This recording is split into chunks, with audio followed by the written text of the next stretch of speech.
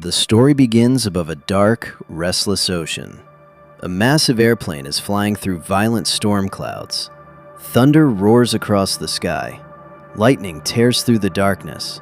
Rain slams against the body of the plane. Inside the aircraft, passengers sit in fear. But one young woman looks different. She is calm, focused, holding a machine gun tightly in her hands. Suddenly, the turbulence becomes extreme. The plane shakes violently. Overhead compartments burst open. People scream. The pilots struggle to control the aircraft, but the storm is too powerful. The balance is lost. The nose tilts downward. The engines scream, and within seconds, the airplane crashes straight into the ocean, disappearing beneath the raging waves. Years pass. Now we see a peaceful tropical island, crystal clear water, bright sunlight, tourists enjoying scuba diving, boats floating gently on the surface. Everything feels calm, like the ocean is hiding its dark secrets beneath. This is where we meet Jerry, a skilled scuba instructor, confident in the water, free when he dives. He guides tourists through coral reefs, shows them underwater beauty. But when he climbs back onto the dock, his boss starts yelling at him, complaining that he took too long. Jerry has always hated being ordered around. Without saying much, he suddenly pushes his boss straight into the water, but Jerry's life is not as easy as he pretends. In another part of town, we meet Sam Smart, hardworking and deeply in love with Jerry. After finishing her shift, she walks toward the marina. Jerry is there, removing water from his old, worn-out boat. The boat is damaged, money is tight, their future is uncertain. But Sam smiles and tells him something beautiful. She says, even if you stay poor, even if you ride a broken scooter, even if your shirt is torn, I still choose you. Jerry looks at her and shares his dream, a hidden treasure somewhere beneath this ocean. Recently, after a powerful storm, a diver discovered a golden antique underwater, sold it, and became rich overnight. Jerry believes the storm may have uncovered something bigger, something legendary. Just then, a luxury yacht passes by. A man shouts, "Jerry!" It is George, Jerry's former employer. George announces he is also heading to deep waters to search for treasure. He invites Jerry to join him. Jerry pauses, then agrees, but only on one condition: 50-50 partnership, proper contract, equal share. George does not like being challenged. He smirks and sails away. That night, Jerry tells Sam something important. He once worked for George, helped him dive, helped him search, but George became rich, and Jerry remains stuck. This time, he refuses to work under anyone. The next day, Jerry's childhood friend Derek arrives with his girlfriend Amanda. Old friends hug, laugh, remember childhood adventures. Derek reveals he is staying at a beachside mansion, given temporarily by a criminal client he helped legally. The house comes with a private boat. The moment Jerry hears about the boat, his eyes shine. Soon, all four of them sail into the open sea. They jump into the water for a fun dive, but fate intervenes. Jerry's watch slips from his wrist, sinks into the deep blue. He dives down to retrieve it. While searching, he touches something unusual, a heavy black marker stone, used centuries ago to mark shipwreck locations. He brings it to the surface, explains its historical meaning. Now everyone senses something bigger is hidden below.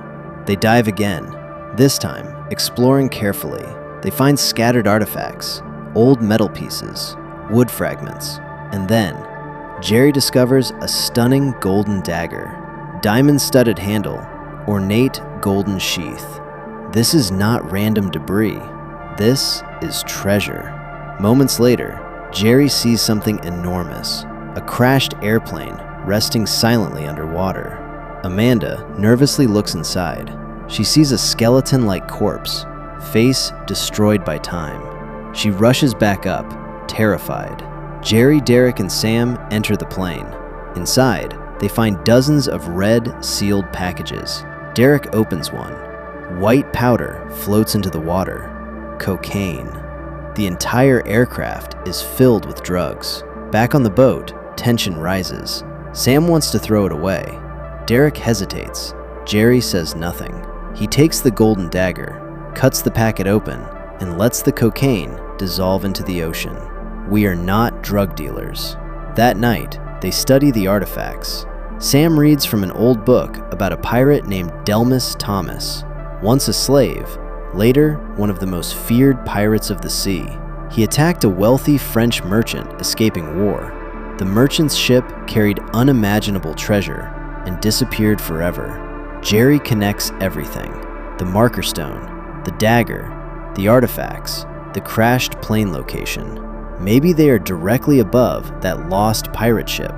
They return with metal detectors and limited equipment. They scan the seabed. Suddenly, a faint beep. They dig carefully and discover a massive ancient cannon buried in sand. Proof of a warship, proof of treasure. But danger interrupts. A Coast Guard boat approaches. They freeze underwater.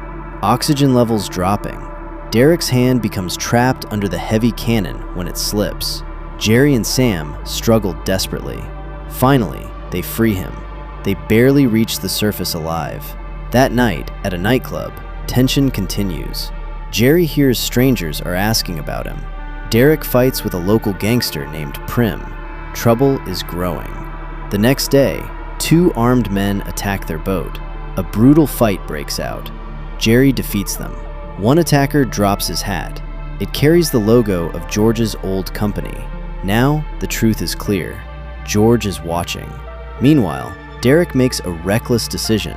He secretly retrieves cocaine from the plane and tries selling it to Prim. But Prim reveals the drugs already belong to him. Now Jerry is forced into a deadly deal. Retrieve the remaining cocaine, or someone he loves will pay. Sam feels betrayed. She distances herself. Jerry feels trapped between morality and survival. Using Prim's money, Jerry upgrades their equipment: high-tech boat, advanced sonar, powerful underwater tools.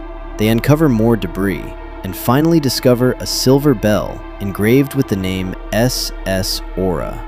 The legendary treasure ship is real, but tragedy strikes. During a dive, Amanda is attacked by a shark.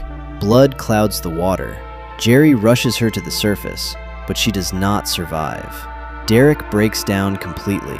Before they can recover, George kidnaps Sam with help from a corrupt police officer. He demands the exact location of the cocaine plane. Jerry agrees to meet. At the underwater site, chaos erupts. Spear guns fire. Men fight. Sharks circle. Derek is injured. Jerry refuses to quit. Thinking fast, Jerry turns an oxygen tank into a weapon. He releases it like a torpedo. It slams into the plane's fuel tank. A massive underwater explosion lights up the ocean. Weeks later, the sea is calm again. Jerry, Sam, and Derek return to lift the ancient cannon one final time. The rope snaps. The cannon crashes deeper, striking another hidden wreck. Wood breaks. Sand shifts. And suddenly, a golden glow shines from the darkness. Gold coins, treasure chests, untouched wealth sleeping for centuries. After storms, betrayal, death, greed, and survival, they have finally found it. Not just treasure, but proof that dreams buried deep can still rise to the surface.